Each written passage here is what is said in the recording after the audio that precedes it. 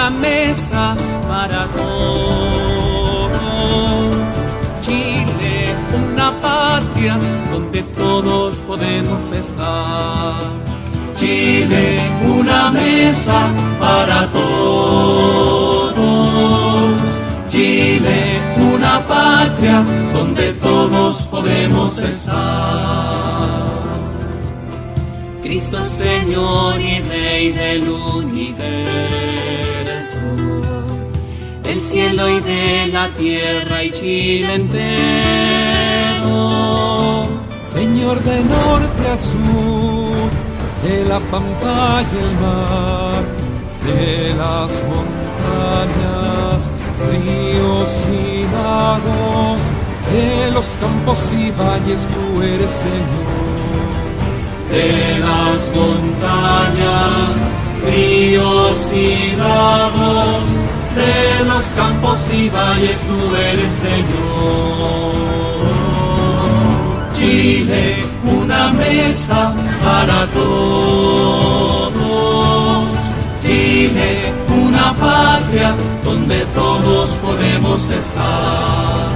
Chile, una mesa para todos. Chile, una patria donde todos podemos estar. Cristo Señor y Rey de las montañas, que en el monte Tabor nos diste gloria. Bendice nuestra tierra y al minero en ella, con su riqueza y su belleza, transfigura esta tierra en gloria y bondad. Con su riqueza y su belleza, transfigura esta tierra en gloria y bondad. Chile, una mesa para todos. Chile, una patria donde todos podemos estar.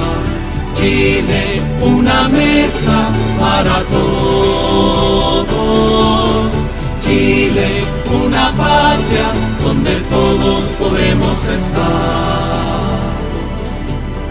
Virgen del Carmen, Madre y Reina de Chile, Dios te escogió como madre de su Hijo, del Señor Jesús, que trae amor y paz.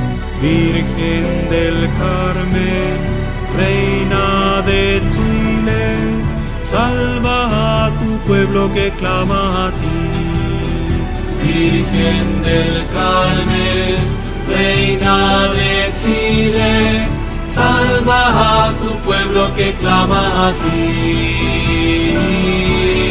Chile, una mesa para todos. Chile, una patria donde todos podemos estar.